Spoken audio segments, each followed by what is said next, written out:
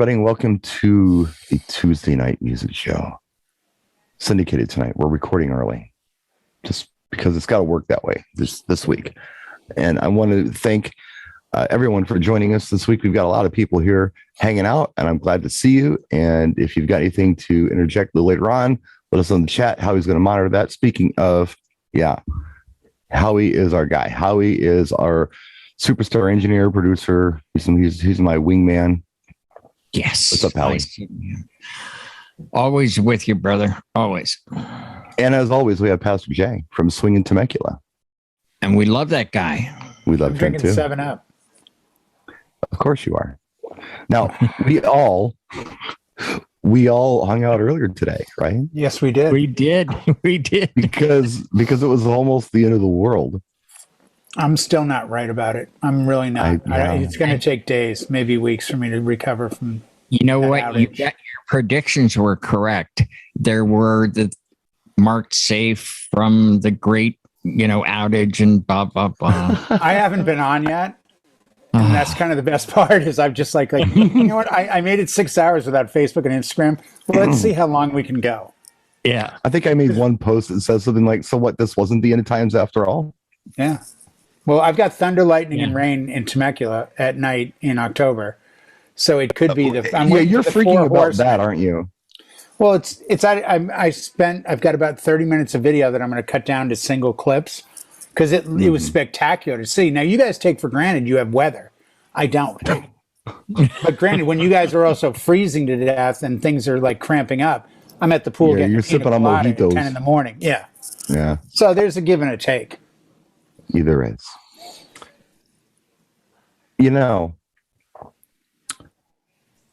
I did a video today that was pretty similar to what Howie just did a show on.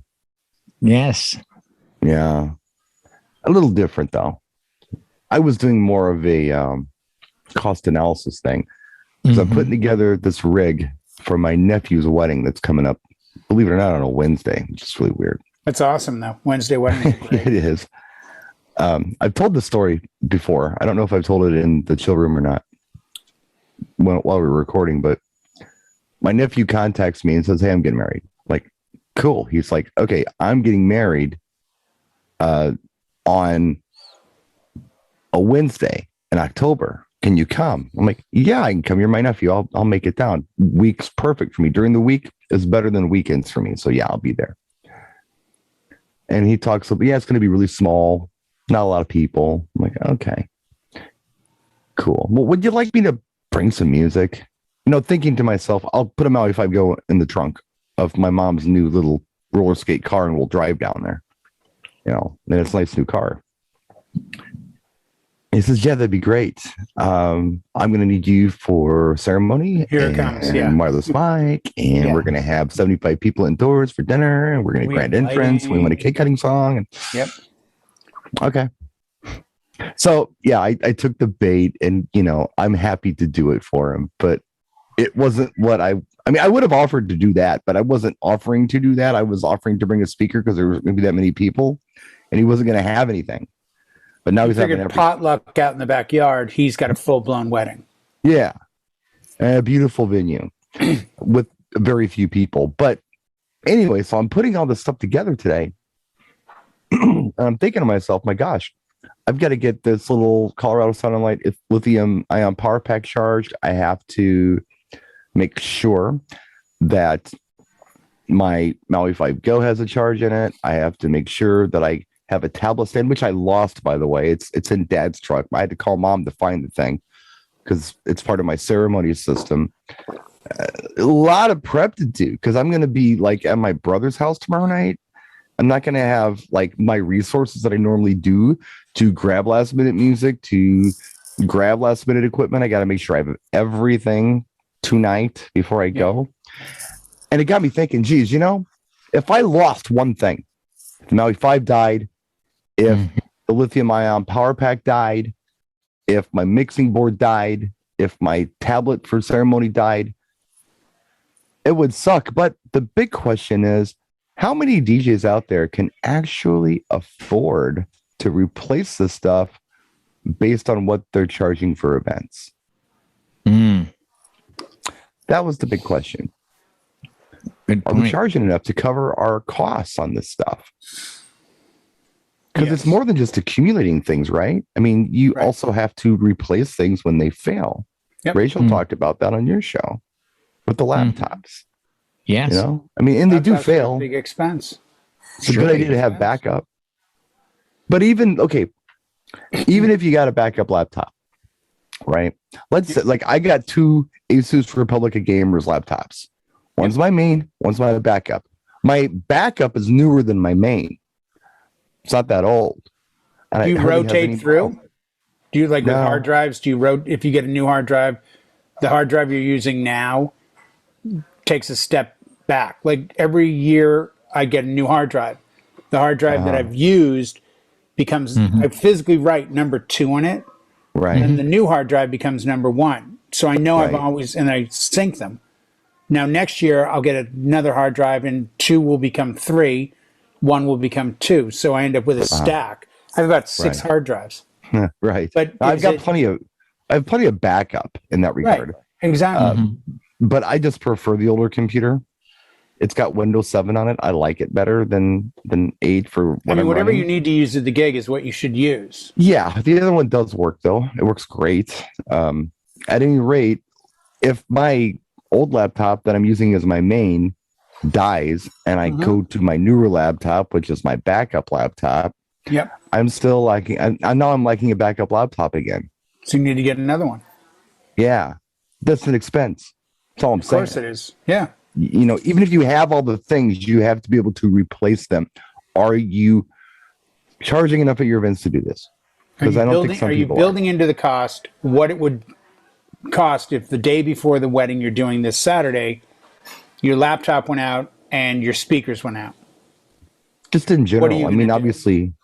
obviously, you're not going to charge for, your whole rig per gig. I mean, that would be ridiculous. No, you know? but can you break it down as a business and say, Right. let's charge $1,000 a wedding? Of that $1,000, $100 from every wedding goes to this. Because I think, Yeah, something. I look at things Yeah. as a cost-effective investment. If I want to get sparklers, as I'm not going to, but as an example, I'm going to go buy 4 cold sparklers, and I think they're running for $500 a piece. That's $2,000. Yeah. I have to say, how much can I rent them for, and how many clients want to rent them? So what I've always done, which may help new DJs or old DJs, whoever it's going to help, when I got into uplighting, I bought uplighting at DJ Expo 2007, before I met you, Brian. And what I had done was I'd started to see it in my marketplace. So I projected a year out and called my clients and said, hey, bride from January of 2008, on your contract, I don't have any uplighting, but it's something I'm now offering. I offer 6 lights to new clients for $350, but since you've already booked me, I can do it for you for $250. Well, every single client said yes. So then when I went to Expo in 2007 in August, I already had the seed money to buy the lighting because the Right. client's a year ahead. So I think part of Sure. our business cost is looking down the road. What if I have to replace something? What's the actual cost? Because computers $1,000, speakers are $2,000, the rig is $1,000. The part that we never really talk about is the music. I mean, I value my Right. hard drives. Honestly, there's 800 gigs of music on my hard drives. If I had to go buy that today, what am I, 40 grand? Well, here's how I 50,000? do it. Here's how I do it, Jay. I've got it figured out, and I can't break it down for you off the top of my head as eloquently as I could if I had it in front of me to look at. Right. But I have it broke down where my cost per event is, and this is before ceremony system. My cost per event is about $625. And what I Okay. base that off of is 5% of the retail cost of everything that I'm bringing, plus out of pocket expenses, plus a percentage of my music service per month. So I got to be fair about this. There are some months that I gig more than others, right? So let's say that my music service costs $100 per month. All right. Let's say that I can count on gigging 4 times a month. If this is the case, $25 for music. Plus, I'm also padding in additional downloads. Sometimes I'm downloading 2 songs. Sometimes I'm downloading 20. They're like $1.29 a piece. So that's my point. Like, how much if you had to replace? So you pad 20 into that. So at any rate, every gig that I do, and I'll tell people this, look, you don't understand. My cost is this. All right. For 20 after 20 events at 5% retail cost of stuff, I can replace everything I own if I want to. And that's probably fair for some of the things that I have. Don't you think, Howie? We have a comment here from Lou. It says, does Lou want to chime in? You can jump in, Lou. Go ahead. That 100% that cost replacement or updating needs to be incorporated into one's prices. And I do that because I do set aside money from each gig, because whether it's broken or not, I buy a new laptop every 5 years. And like Jay said, with the hard drives, they move down. I have 4 Asuses. Right. But this, and then that last one in line, that's what I'm on right now. But my gig laptop, no. It's funny, Howie. I'm thinking about this. I feel like you've either got your business people out there, then you get your hobbyists, but a lot of DJs are somewhere in between. Most are not business savvy. But most are somewhere in between. No, I'm saying they could do 1,000 events a year. It doesn't make them business savvy, because if they're not LLC, S Corp, if they're DBA, they're looking at it through the tunnel vision, which I'm DBA, by the way. I show up, I do my business. I'm the only one involved, doing business as, versus if you're LLC, you've already gone in, you're incorporating, you're like, here's here's my liability, here's my cost analysis, here's ROI. I view it as simply this. I'm going to go do a service. It's my job. I'm going to get paid for it, and I have to look down the road and say, where do I stand? Now, Howie says every 5 he gets a new laptop. Right. I'm presently running the laptop that I'm speaking to you on right now. Did 2 events last week. This is a mid 2013 MacBook Air, and it is bulletproof and flawless. And its backup is a 2015, at the time, $3,875 MacBook Pro. And behind those 2 are 2 more MacBook Pros. So the redundancy issue becomes, when should I replace this? The reason this one, pointing at the one I'm on, is still running in great shape. And if you went to the DJ Expo 2019 1000 SRT with like 400 people seminar I did, this is the actual laptop that did that seminar. And everyone got freaked out going, you can't use old laptops. I'm like, this is only for DJing. Now it's only for DJing in the chill room. This doesn't do anything else. Right. I don't overheat it. Right. I don't put it in harm's way. I don't beat it up. It sits in a bag. It's taken care of. If you care for your gear, you can expect a certain amount of time. And I don't want to get into the Mac PC thing, but it ultimately comes down to, you have a business to run. You get the best gear that you can afford to do the job that you need to, and then replace it when you feel comfortable. My hard drives are solid state. If they don't break in the first month, they probably won't. Speaking of hard drives, we have a comment here from Rachel about cloud storage option is always. I think I saw one from Joel too about cloud storage. Cloud storage, and if the house burned down and you lost all your hard drives, she can get that from Backblaze, and she's got her music back. Well, they say 3 backups. Yes. On-site, in the cloud, off-site. My mother-in-law has a 2 terabyte drive with all of my music at her house. My hard drives are right here in my backpack 2 feet away. And now I'm in the midst of either Backblaze, Dropbox. There's two other ones I'm looking at to see where to put it. Now, Joel will probably come in a second and say, well, Jay, if you left Serato and went to Rekordbox, you could do the professional plan. And for $29 a month, the Rekordbox professional plan now allows 8 devices and unlimited Dropbox storage, as in you have 7 terabytes of music. That's okay. Upload it. And then you can call that music back on 8 different devices. So I think that that's, as an industry insider, I can tell you that's where the industry is going. In 5 years, I expect to see a controller that only works off of its own Wi-Fi drive, pulling music off the clouds. Yes, Joel and works as only a streaming device. You were right. Joel made a comment there. 3-2-1 strategy. Go ahead, Joel. Tell us how it's done. Now, I could do an entire show on this topic of backup because I'm in IT and this is what I do at a corporate level to back up everything. But I treat my home computers just like I treat my corporate computers. I have my desktop and I have my DJ laptop. Both of them are backed up frequently to my QNAP NAS locally. The QNAP then pushes all the backups to the cloud. And I used to use Google Drive, but I didn't like their structure. Their plan had a 2 terabyte and a 10 terabyte. I went to Backblaze, which only charges you what you push up, and it's $15 a month for 3.5 terabytes.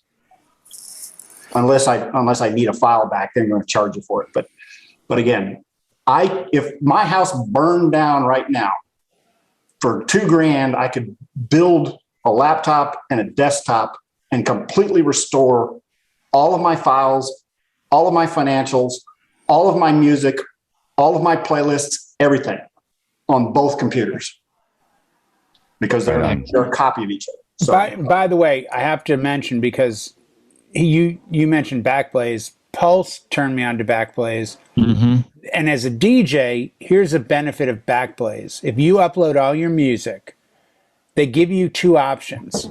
You can contact them and they will literally overnight you a physical hard drive of everything you've given them. I think it's like a $200 cost. Or you can simply re-download everything, which might take weeks. So as a DJ, it would be kind of cool. Like, I'll be honest, I'm surprised like some DJ company hasn't jumped in the mix and said, screw it, let's buy a bunch of storage and only deal with DJs, get all their music. And then if they, on a Wednesday, everything crashes, we'll overnight a hard drive to them so they're good for the weekend. But that's the benefit of Backblaze. They give you a physical hard drive, UPS it over to you, and by that weekend, boom, you're back in business. But I mean, how many hard drives do you have at home now, Joel, Howie, Brian? I have about 7 in this closet behind me. Let me tell you what I do. I'm going to cut you off because if I don't, it's going to be the whole hour. So wait a second, I got more. Yeah. I know you do. I cut your ass off. I got to try to remember what I was going to say before you cut me off 10 minutes ago. So first thing I want to say is the way I back it up is I just share my hard drive with all my friends. I was say, because that's how you. I have one marked Brian, but I don't know what that's on. Right, I know what that means.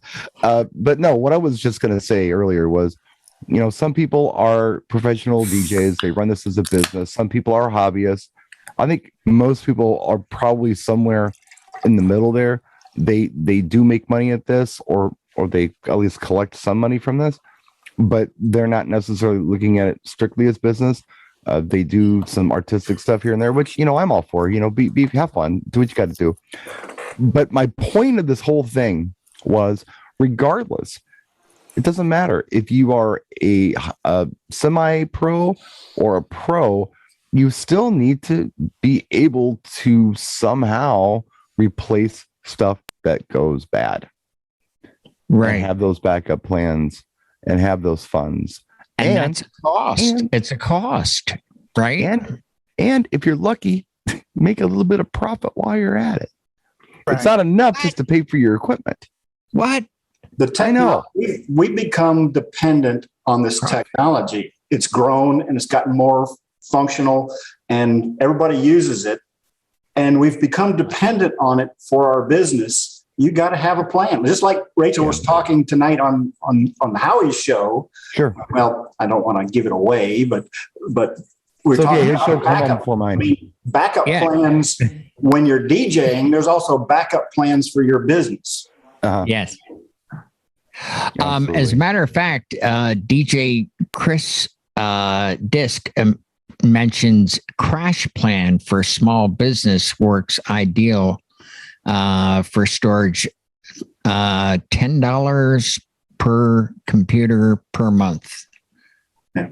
I don't know what that means. I haven't heard of that one, but Backblaze I've heard of. Yeah. There are many cloud providers out there, and each has similar services, and some have unique services. Like Backblaze's unique service, like if you need the files, they'll put it on a disk and overnight it to you. The record box that Jay was talking about with the Dropbox is a great concept and is probably the future of the way DJs, because it allows you to sync up everything from one. So if I put it on a desktop, it just pushes to the cloud. I don't even have to think about it. It does it automatically. Now, I had a bad experience with Dropbox, so I'm not real great with that software, although I haven't tested the new cloud functionality. So I have a different format, but And I think it'll start to push as you move forward. I mean, it's a huge step. And when I say unlimited, people have all been like, yeah, what does that mean? And I'm like, it's not like your cell phone with data. I have unlimited data on my cell phone until I get to a certain point, and then they throttle it back.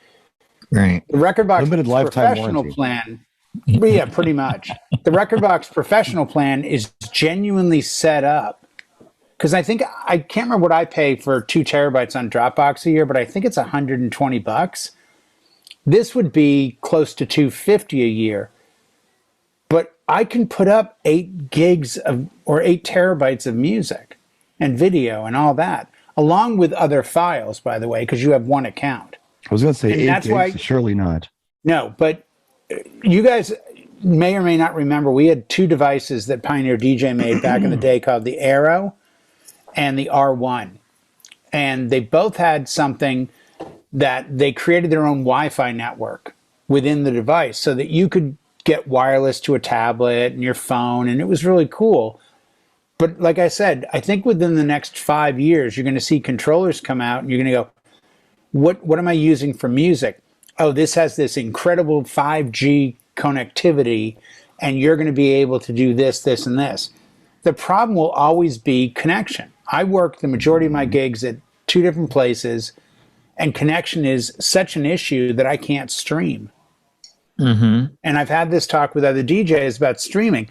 I think it'd be great to stream. I think it'd be great to have the streaming service available for that random track once a night that you're like, yeah, I'm sorry, I don't have, Backstreet Boys, the B-side, whatever, but I can get it. Let me tell you a story, Jay. Before you go any further, let me tell you a story. And I'm going to have to look to see. Go ahead. Keep talking for a minute, and then I'm going to just jump in here because I got a cool story for you. Okay. But I think that's part of it. I got very fortunate early in my career by running yachts. And what made that fortunate was, at the time, and it hasn't changed, if you're on a yacht with 200 people and it leaves the dock and goes in the bay and there's a problem, it can't turn around and come back.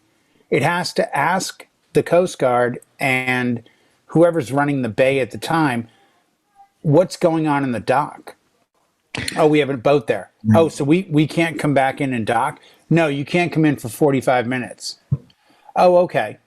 And it's like landing a plane. Well, yeah, pretty much. So I understood day one, outside of my pager, that you could text onto my pager, phone number 911. I couldn't get you what you needed. So I had to be really cognizant of backup. And I'll be honest, the one thing we haven't mentioned, the biggest issue we had was cables. It was cables that would crack. the cable wouldn't work, somebody stepped on it, a speaker went on it, whatever.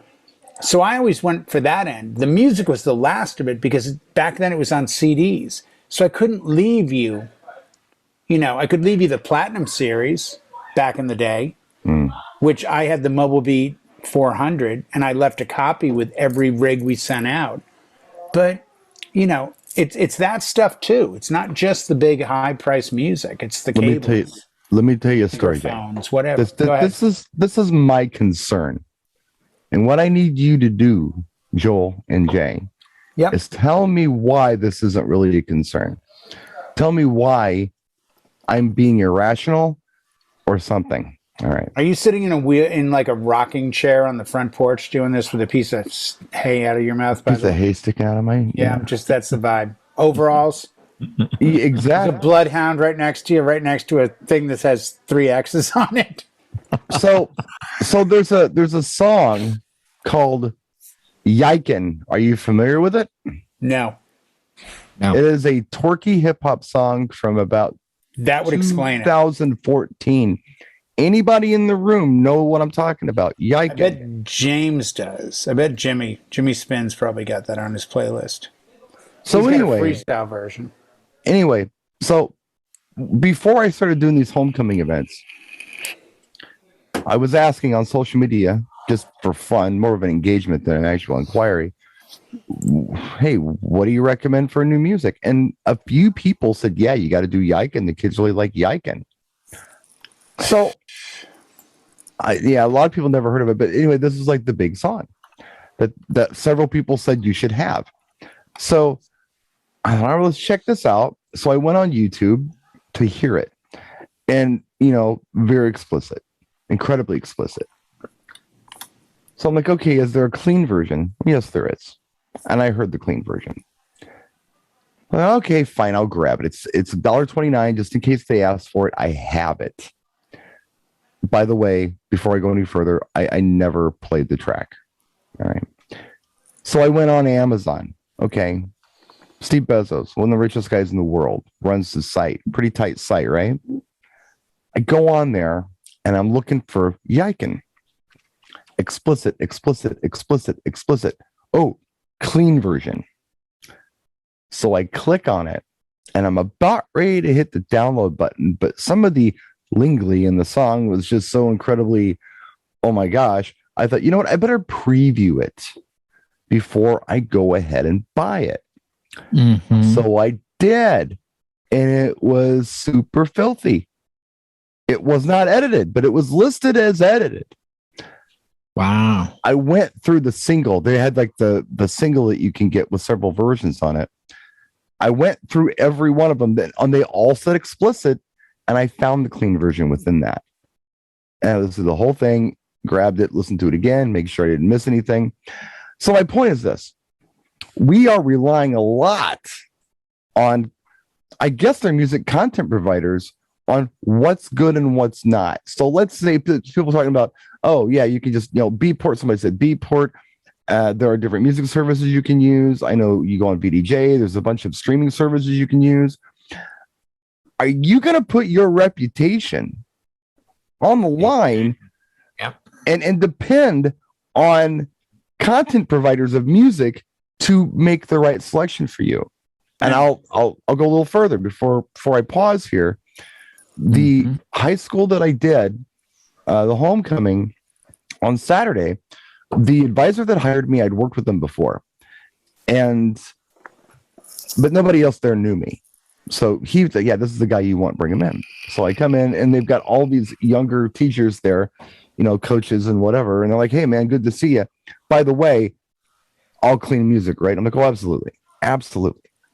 Says, well, we had a prom last minute last year and the DJ played WAP and he played the unedited version of WAP. Whoa. And we went up to him and we said, hey, you can't play this. And he said, hey, it's what the kids want to hear. He was streaming the thing. I don't know if it's I don't know if it was clean or explicit or not, but the school shut him down on the spot and the prom was over. Wow. So I'm thinking about this and thinking, you know what? that's pretty reasonable. If I was a faculty member at a school and I was in charge of this or an advisor or something, and somebody came in and did that, I wouldn't know what to do either. I would have to say, it's over, guys. Sorry. I apologize to anybody who was offended. It's over. Everything I own is in my hard drive. I own it. I've previewed it. I know what it is. And you know what? I trust my friends at Promo Only to do the right thing. If they make a mistake, they're going to tell me they made it. I trust my friends at Top Edge USA to do the right thing. They know how important this is, and this is why the services cost what they cost. But Amazon got it wrong on that track. If I would have just, because you can do that. You can just play songs off of Amazon. You can just play them. If I would have just said, you know what, I want to buy this. I'm just going to stream it. I got internet. It's free. You don't got to pay the $1.99 or $1.29. I'm just going to stream the thing. And I hit the clean version, would have been a disaster. Now, you tell me how I should be confident about streaming music, unless it's from a cloud I own. Okay, and I'll make this very simple and quick. Excuse me. One, I wouldn't ever suggest anyone look at streaming as a full-time occupation. Streaming to me is the opportunity to grab a track that you would rather not buy but play once. Side note, I just looked up Yikin by like Chunky E featuring Baby with E40. Right. The video alone is so bad that and I heard about 10 seconds of it. I'm like, okay, this sucks. Well, I told you it's filthy. Oh, it's really bad. Yeah. One, I think it's the DJ's obligation and job to ahead of time establish what's acceptable and what's not. So that should have taken the prom DJ out of the picture by him saying it's what the kids want. Yeah, the kids want a lot of stuff. They want some weed too. Are you going to show up with bags of weed? Right. I'll tell you, the only time I've gotten burned was a song called Beautiful by James Blunt. Are you familiar with it? Yeah.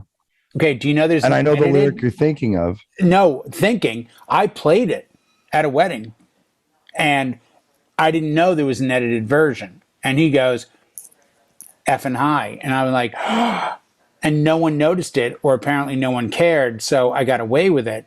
But I think it's essential, and I don't want to get into the moral police thing, but like you, I pride myself on always having the FCC version. And that's where streaming gets dicey, because previewing when you're streaming, doing a preview can get difficult. With Tidal, you may be able to get it, but you have to do it almost in real time.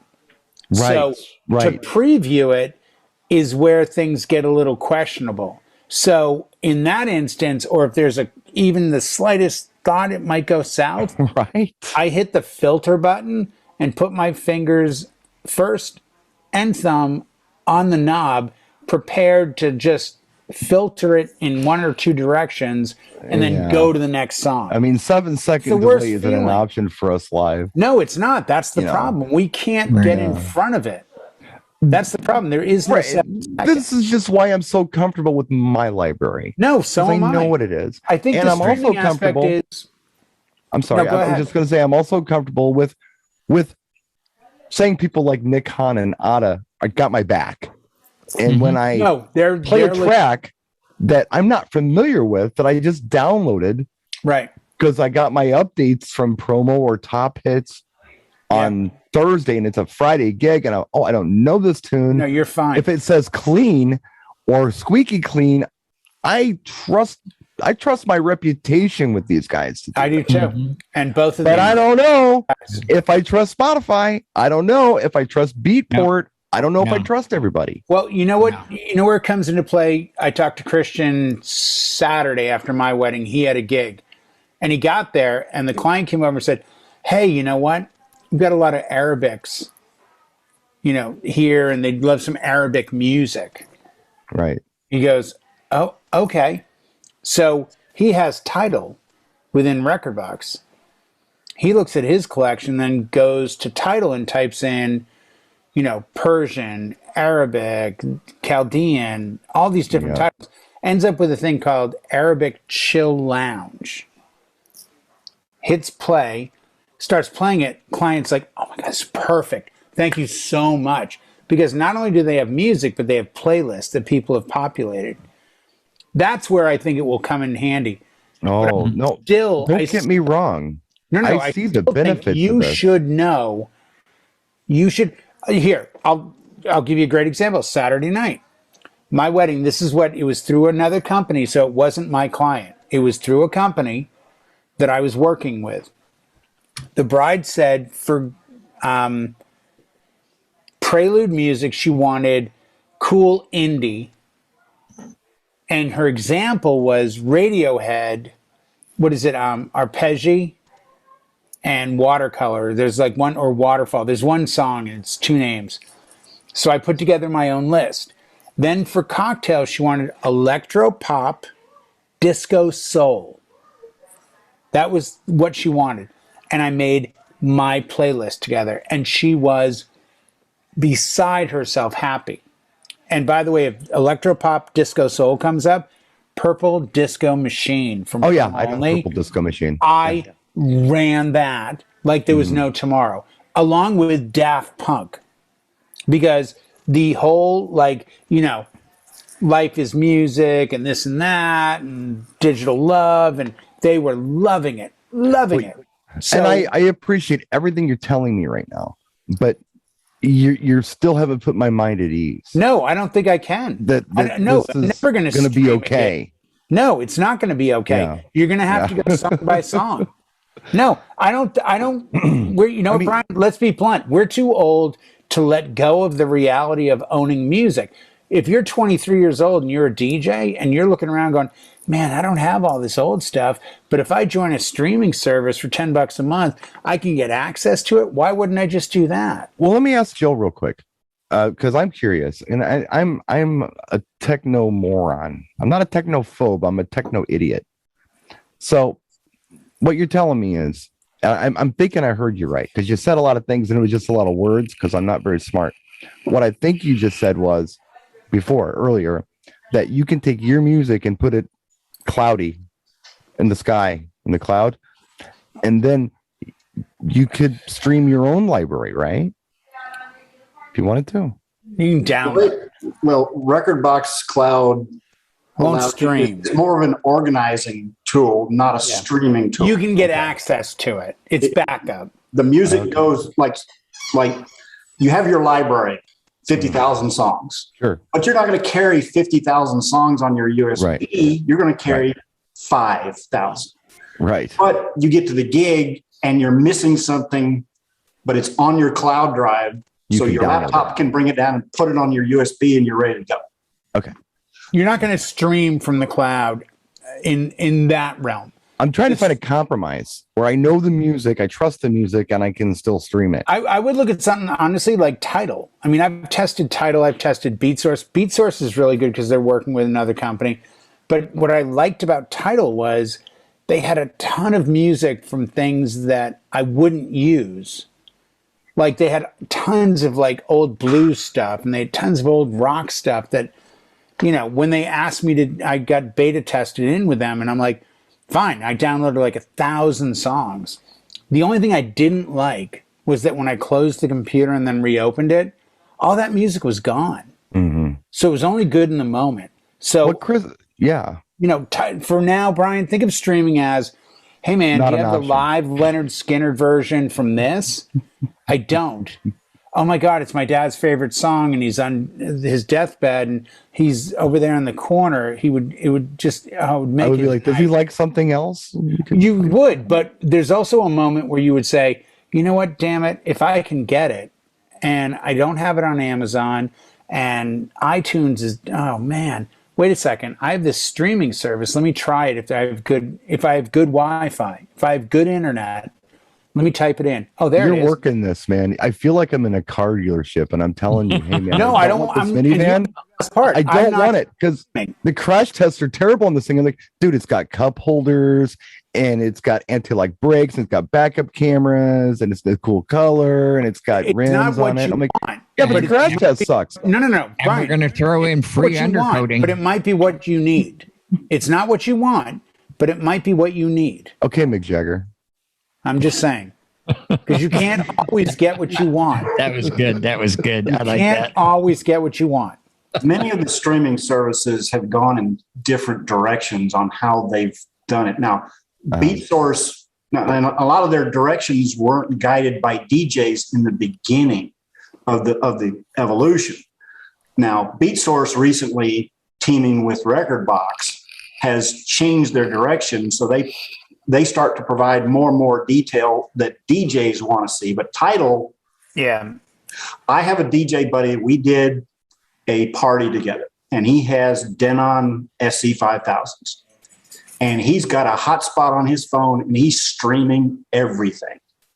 Yeah. And I'm sitting there working with him, and I'm mixing sometime. Now, the interesting thing about that is I took my Rekordbox USB with me, plugged it in his SC5000, and had my library. We had his library on USBs and Tidal all at the same time. So we, somebody come up and ask for something. In fact, he was streaming everything off of Tidal. Even if he had it on the USB, he was still streaming it. He was testing and getting used to it. But some of the quality of the video, of the files, like WAV files or AIFF files on the Tidal, are better than the MP3s that we're playing. And he prefers to do it that way. And it was great. The side though too, because Pulse had a track the other night that he has the upgrade plan, so he should get high audio quality. Yeah. And he had a track coming in at 96K. And he's like, this makes no sense. Yeah. This weekend I did a wedding, and I wish I'd have had the streaming. The bridal party, the bachelorettes or the bachelors tried to spoof the groom. They wanted a siren for a fire, and they were doing something. They came in Fireball. They wanted a siren, and all I had was the siren embedded in Rekordbox, which is a DJ siren. It's not a fire engine siren. If I'd have had the 12-inch version of "You Dropped the Bomb on Me" from Gap Band that has that siren at the beginning of it, I could have done that off the streaming and done it that way. But again, that's a one-off. I think the thing we're not talking about that is the bigger issue is that we're coming at this whole thing from our perspective. Clients are coming at it from reality of today. When I got a sub, it wasn't, and I talked to Brian for months, maybe a year, about, man, I need a sub because my clients have these cars that have great stereos. I need to have that booming bass. And he's like, oh, get the EV ZXLA1, you'll be good, put it on the table, it'll add enough bass. And I'm like, great point. So I did. The problem today is I've got a 19 and a 15-year-old. They don't own a song. They don't own a track. Connor and I went down recently to San Diego, and he had the greatest yacht rock list I've ever heard. And I'm like, this is like one great banger after another. Where are you getting this? Oh, I pay premium YouTube. It's YouTube music. So in his world, his access to great music is his phone away. Our clients in the next 5-10 years, that's the reality, Brian. So I don't say we get on board with streaming. I say we get on board with understanding we need to portray, I know more than you about music, because there's no more stores. They're not running to Amoeba and Target and Tower and Virgin and Strawberry. They're not going there going, I just got this new Kiss album. Do you have this song? Yes, I do, because I bought it too. Their access to music is unlimited. And the software like DJ by Algorithm makes it harder for us sometimes, because they can go, well, I do this every Friday at my house with like 30 of my friends. I just DJ a set. Well, you actually don't. The software does. The one benefit we have that will never change, we're physically there to read the crowd. I don't care how good technology gets. I don't care how good AI and VR and everything else gets. It will never get good enough that it can look at a crowd and go, oh, I don't care. I guarantee this song will kill next. And when it does, Saturday night, Theatrical Groom. He's an actor. Bride, into the dramas. I'm so You know what tired. track I dropped? Queen, I can't Don't keep Stop up. Me Now. And you know what happened? my God. Blew up. You know why? Because that's the right crowd. And you know what track I dropped afterward? shut up and dance. You know why? Because they were freaking out and they loved it. And they looked at me as a god, as a DJ. That's what I do. Tomato soup, Jake. 5 minutes. Go. You know, the thing about tomato soup, Brian, is if you dip grilled cheese in it, watch it, what kind of grilled cheese you dip in it. And oyster crackers, that's my jam. Love me some good oyster crackers with it. If you do Campbell's, do half milk, half water in the can when you mix it in. Jake, You did ask for it, Brian. Yeah, I did. You know, I come in here and do shows by myself all day long. All day long. You just forget to record them. So, okay, since this is the Tuesday Night Music Show, we have a few minutes left. So my XM receiver's junk in my Suburban, and I haven't really driven my Suburban much in the last year. I just kind of got the stereo to work, not the whole thing, but I can kind of hear music and I can take hands-free calls and things. So I'm trying out the radio, and I'm listening to local stations, and I haven't listened to local radio in a long time. And I heard something that I was like, what is this? So I thought I'd ask the room if anybody knows what it is, because I'm not sure what it is. Does anybody in here know the song by Cerrone, Supernature? Yes. It's an old song from the late 70s. Yeah. Somebody sampled it, and it's in a new song. It's a TikTok song. Yep. Yeah. September, Pretty Young Thing, Cerrone. These kids are using older music in these TikTok videos. Yeah. There's an old Frankie Valli track that got redone by a 70s group, then redone in like 2018. And that's a huge TikTok. I can't remember the track. Oh, what a night. Originally, no, it's not Oh, What a Night. No, it's not even a big hit, but it's a Frankie Valli. And a guy on TikTok, where I am sometimes, put up a video that showed, here's the new version.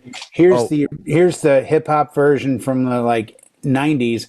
Here's the original from, Frankie Valli. By the way, I just found it. It's What The track? Weeknd, Take My Breath. It's a pretty dope track. It is a good track. And well, yeah, you know it, but you didn't know it was sampling from Supernature. No, I didn't. That's okay. But so you know that I don't listen to a lot of radio. I'm Take My Breath, Weekend, the sample in there is Cerrone, Supernature. So your mission is to check out the original. That'd So be cool. I'll school you tonight. So All right. Well, we had that show a while back where it's like, it's cool sometimes to play the original when you know it's a sample. I mean, this is a direct Because rip off of people flip Supernature. out. I think Supernature is from like 78 or 79. This is not, it's a disco track. And it's not like, oh, well, it's got a little clip in it. No, it's looped. Oh, It's we did. Supernature. Well, you missed it the other night. You weren't in the chill room, and I showed everyone Yolanda Be Cool, the We dance don't and speak chant. Americano.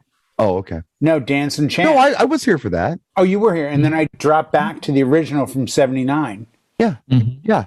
like a Casablanca thing, and it's like they absolutely covered it identical, just like woman to Casablanca. woman, with Joe Cocker and then Tupac and Dre. There's a lot of that Right. where it's fun sometimes. I play Ronnie Foster, Mystic Brew all the time. It's a big Kendrick Lamar sample. And when But I I'm the play goofball who instrumental, says, go, That's "Ooh, Cerrone, what's Supernature. What is this? And you're like, oh, yeah, the Weekend song. But see, Is that that's who that the is? fun part. Yeah, it is. That's where we're DJs, Brian. You just proved the point perfectly. That's exactly why they hire us and pay all that money, because we're the ones in the know. All that money, huh? I listen All that money. If it's not money, it's not professional. Go ahead, Joel. I listen to Studio 54 on Sirius XM, and they have this new disco hour. It's a house remix, new disco, and they're sampling a lot of late 70s, early 80s disco music. And I could hear the lyric come immediately. Well, there's a lot of purple disco in there, like Jay was talking about earlier. Oh, I love if you don't know Purple Disco Machine, please check them out. In fact, They're I think awesome. Purple Disco Machine hosts a show on 54. He does at 11 o'clock.